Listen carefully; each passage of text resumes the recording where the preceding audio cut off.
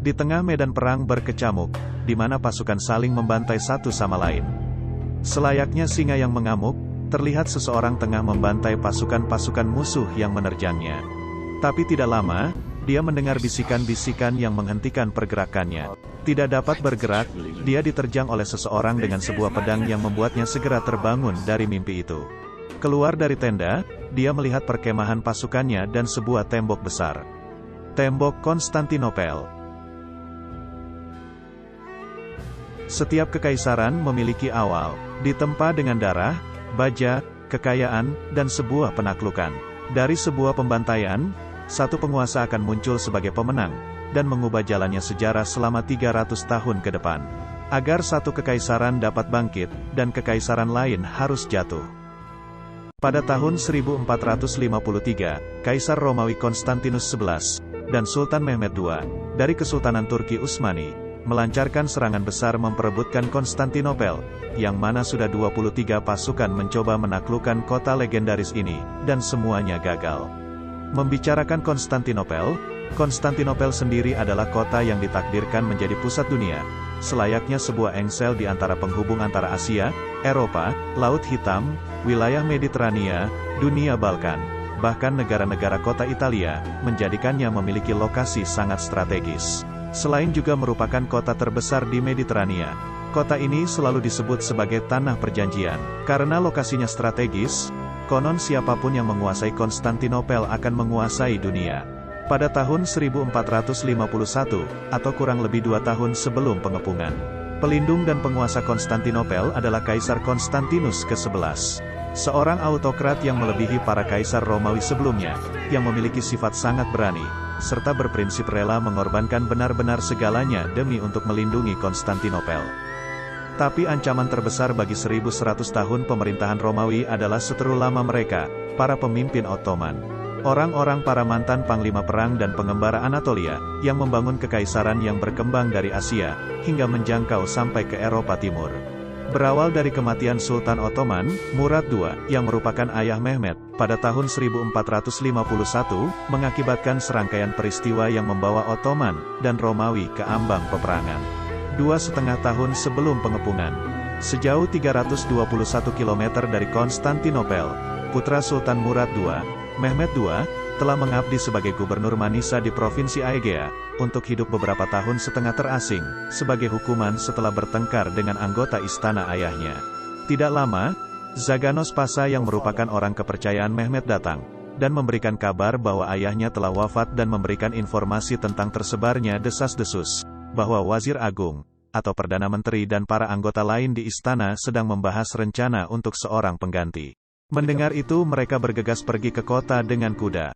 Mehmed langsung berangkat ke Adrianopel untuk mengklaim tahta miliknya. Karena selayaknya hukum rimba. Di masa itu, setiap anggota dinasti memiliki hak sama atas klaim tahta, sehingga mereka harus saling memperebutkannya, di mana yang kuat akan menang, dan yang kalah akan tersingkir. Sesampai di Adrianopel, Mehmed disambut oleh Wazir Agung Candali Halil Pasa, tangan kanan ayahnya, yang merupakan pejabat setara Perdana Menteri. Di mana saat ada sultan baru mewarisi wazir agung ayahnya, selalu ada bentrokan di antara sultan dan wazir. Antara wazir agung harus dikendalikan, atau jika lepas kontrol, maka sultanlah yang menjadi boneka. Dengan tangan terbuka, Mehmed disambut Halil Pasa. Namun Mehmed sendiri tahu, bahwa itu bukanlah maksud sebenarnya dari wazir dengan pintu yang ditutup oleh para penjaga. Tapi membuktikan bahwa dia bukan sultan lemah, Mehmed turun dari kudanya, dan meminta ketundukan sang wazir dengan menyodorkan tangannya. Membuka sarung tangan, sempat terkejut atas keberanian Mehmed, wazir itu mencium tangan Mehmed dan menyatakan ketundukannya. Dengan tekanan sebagai sultan di usia 19 tahun, di mana sebagian orang memandangnya belum terlalu matang, Mehmed memandang kursi kekuasaan dan teringat masa lalu, di mana saat dia diturunkan dulu, dan diasingkan karena melawan perintah ayahnya. Menyadarkan dari lamunan Mehmed, seorang wanita yang merupakan ibu tiri Mehmed, bernama Mara Brankovic. Salah satu sekutu terkuat Mehmed di ibu kota, datang ingin melihat bagaimana sultan muda itu akan memerintah. Terinspirasi atas perkataan Alexander Agung saat dia naik tahta, yang mengatakan, pada akhirnya saat semua usai, yang terpenting adalah apa yang telah kita lakukan, Mehmet yang naik ke singgasana, berambisius untuk mencapai pencapaian tertinggi, yaitu merebut Konstantinopel, yang merupakan mimpi semua orang. Hendak menemui Dewan Penasehat, Zaganos Pasa mengingatkan Mehmet bahwa para pejabat akan mencoba mempermalukan dirinya kembali, tapi Mehmet sendiri malah merasa tertantang.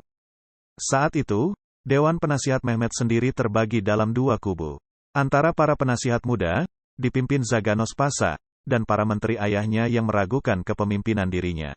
Sebuah keraguan yang merebak keluar dari ibu kota, hingga sampai di telinga musuh Ottoman yang banyak. Yang tidak perlu waktu lama, sebuah pemberontakan dipimpin Panglima Perang Turki rivalnya mencoba menguji Sultan muda ini dengan merampok tanah Ottoman di Anatoli. Tapi dengan mudah, Mehmet dan pasukannya menghancurkan pemberontakan itu. Sekali lagi membuktikan, bahwa dia bukan Sultan yang lemah. Tapi bukanlah itu ancaman terberat bagi pemerintahan Mehmet. Melainkan datang pada akhir tahun 1451, oleh musuh lama Ottoman, bangsa Romawi. Menanyakan mengenai berita dari mata-mata mereka di Konstantinopel kepada menterinya. Menteri itu berkata, Romawi telah mengirimkan permintaan bodoh, yaitu mengancam akan membebaskan pamannya Mehmet bernama Orham, jika mereka tidak melipat gandakan pembayaran untuk keamanan dan pemeliharaannya yang berada di Bizantium. Dengan sistem bahwa setiap anggota dinasti dapat memiliki hak setara atas klaim tahta, pembebasan ini direncanakan untuk mengancam sang sultan muda. Karena apabila sultan bertindak agresif, maka pamannya akan dibebaskan, kemudian diberi sedikit uang dan dukungan untuk berharap menggulingkan kekuasaan milik Mehmet. Intinya proxy war, mereka tidak berperang secara langsung, tapi mendanai, baik dengan pengiriman alutsista dan persenjataan. Seperti kasus Perang Vietnam, atau invasi Rusia ke Afghanistan di mana Amerika mengirimkan berbagai senjata ke kelompok Taliban yang nantinya akan saya bahas juga namun di film yang berbeda.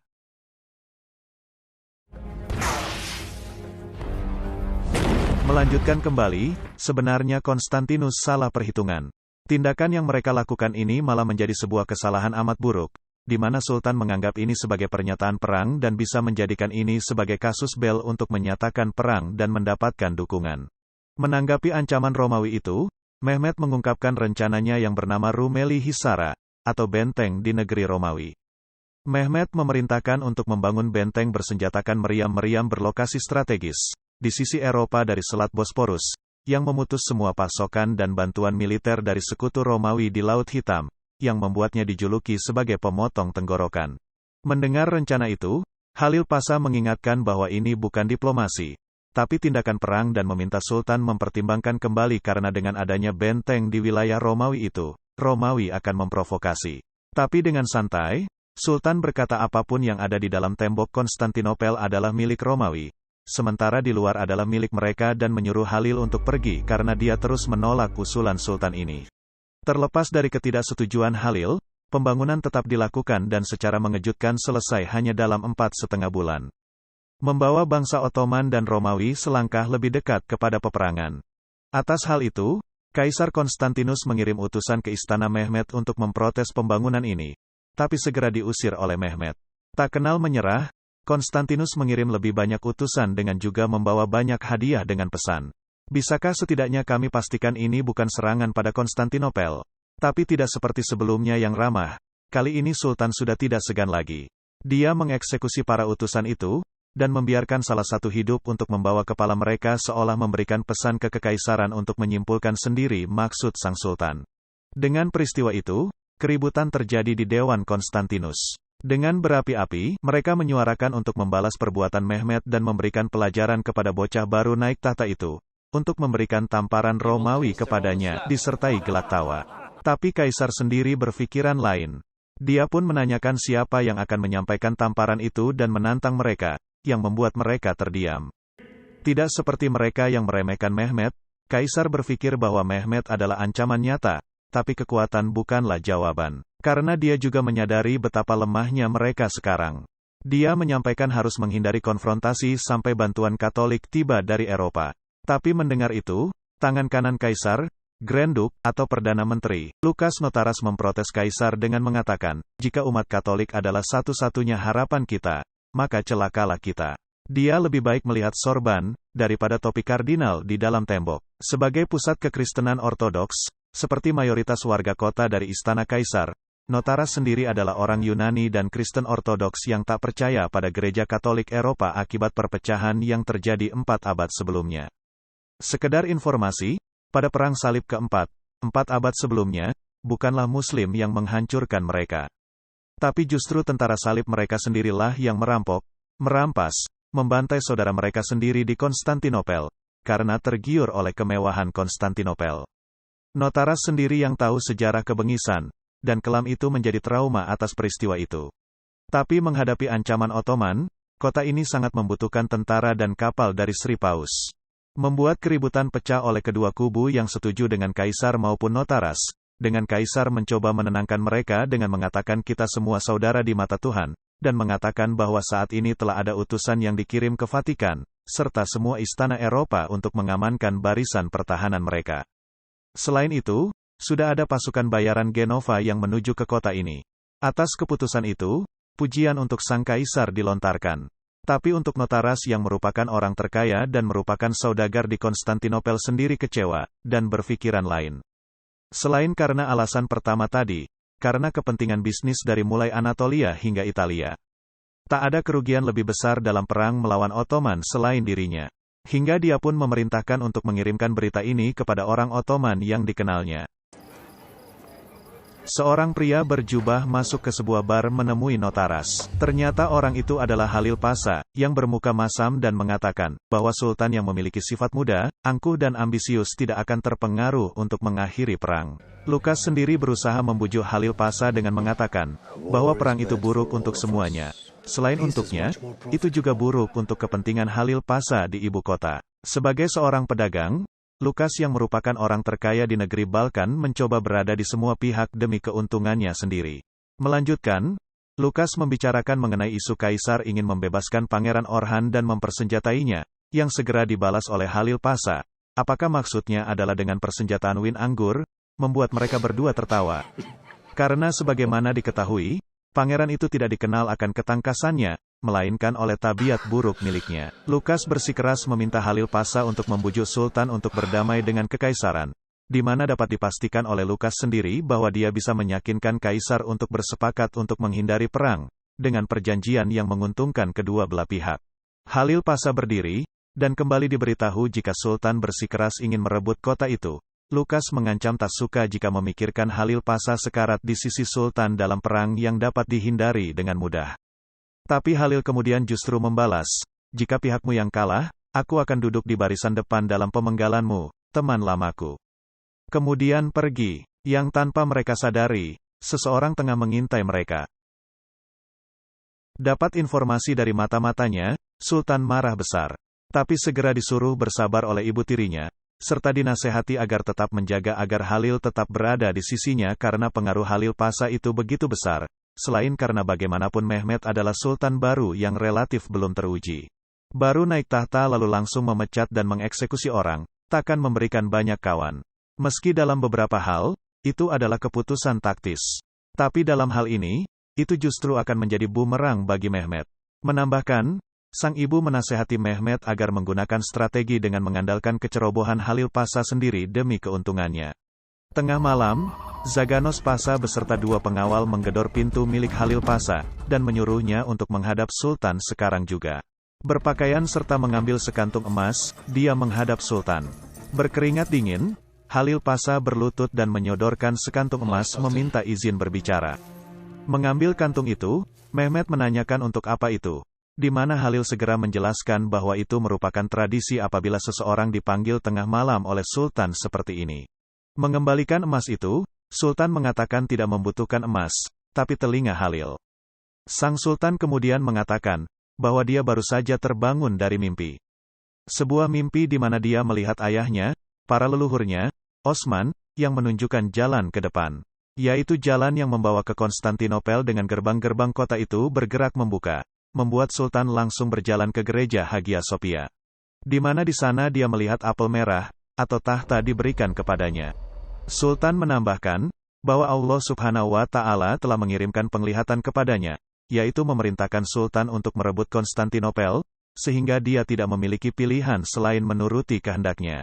Selain itu, Mehmet juga menambahkan, bahwa dalam mimpinya itu, Halil Pasha yang juga merupakan seorang guru yang berbakti, pelayannya yang setia, serta komandan pasukannya yang menakutkan, dan sepenuhnya berkomitmen pada takdir mereka, juga berada di sisinya saat penaklukan itu. Bertanya apakah yang dimaksud Mehmet itu salah. Nampaklah kata-kata Mehmet itu begitu merasuk ke jiwa Halil Pasha. Dengan dia menjawab, aku memang semua itu. Dengan mulai saat itu dia menjadi mendukung penuh rencana sang sultan.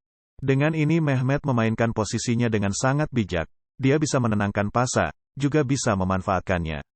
Karena sebagai wazir agung, Candarli Halil Pasha adalah orang terkuat kedua di Kekaisaran Ottoman, sehingga si sultan muda harus mendapatkan dukungan penuh darinya untuk menyerang Konstantinopel. Setelah peristiwa malam itu, maka tidak ada lagi penghalang sultan untuk menyalakan api peperangan. Maka tungku-tungku dinyalakan, persiapan perang dilakukan. Dalam 6 bulan, Mehmet dapat mengumpulkan pasukan sebanyak 80.000 orang, dan siap maju ke Konstantinopel.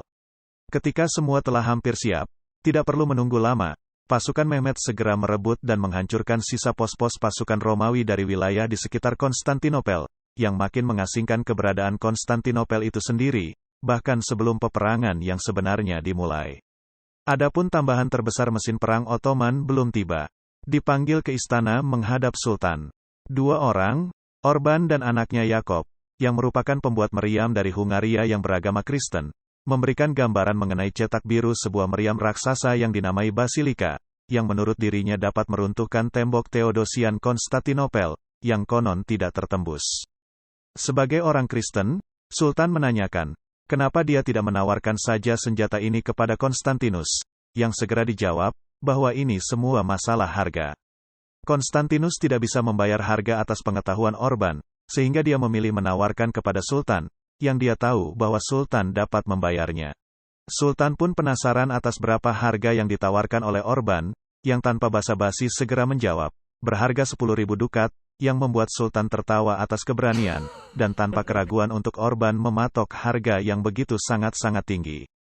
Tapi, meskipun dia tertawa seperti itu, Sultan sendiri menyetujui, bahkan akan menjanjikan 4 kali lipat dari biaya yang ditawarkan Orban, jika meriam itu benar-benar dapat berhasil meruntuhkan tembok Konstantinopel, dan diharuskan membuat senjata itu siap dalam 3 bulan. Meskipun senang atas kemurahan hati Sultan itu, tapi Orban sendiri agak pusing oleh deadline yang ditetapkan oleh Sultan, di mana seharusnya itu dilakukan berbulan-bulan.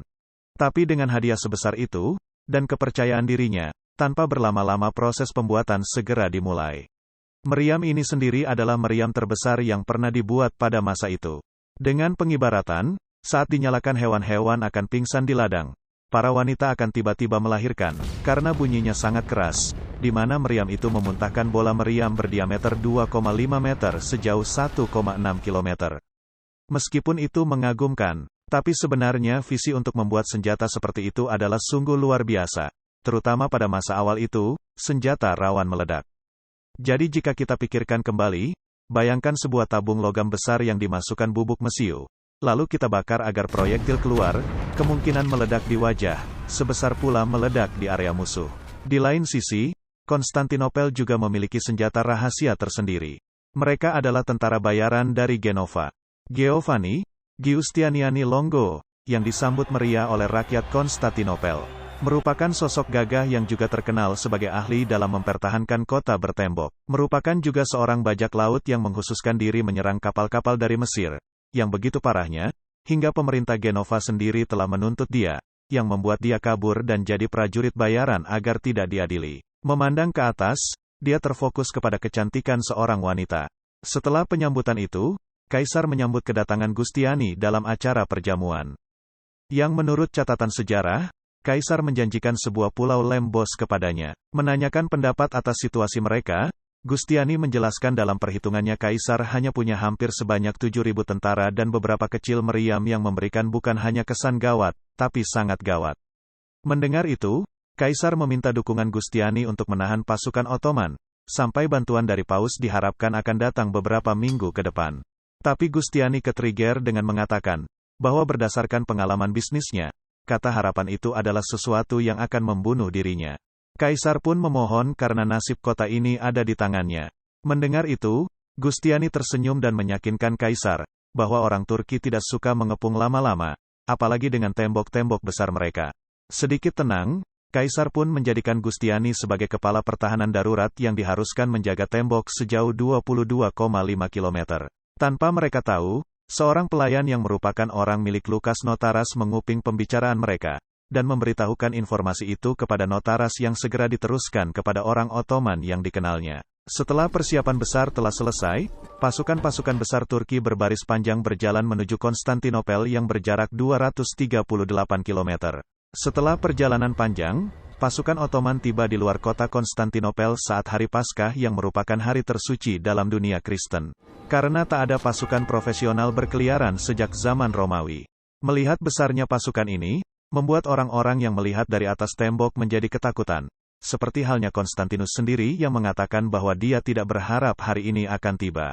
Berjalan di medan perang di mana 23 pasukan, termasuk milik ayahnya, telah gagal merebut kota ini, takdirnya sendiri masih belum pasti. Apakah dia akan sama seperti pendahulunya dan gagal, ataukah dia akan mengakhiri kegagalan itu dan berhasil membuktikan perkataan Nabi? Sebelumnya memang ada hadis Nabi Muhammad yang menjadi populer di kalangan Muslim.